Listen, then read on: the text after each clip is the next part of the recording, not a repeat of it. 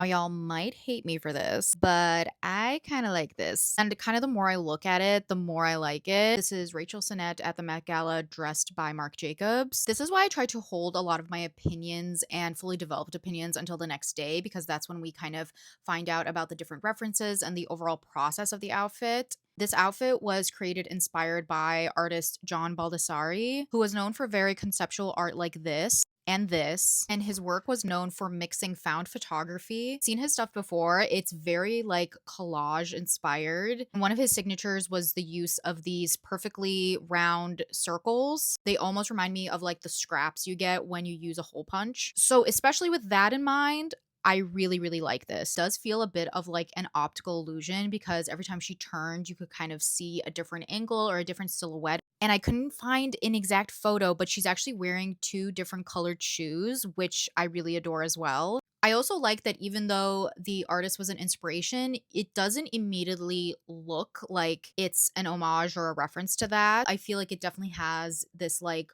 weird, funky, chic Marc Jacobs flair. I do agree with some of the sentiments that there is something just like a little bit off. And I think part of the offness is, I think, a pro.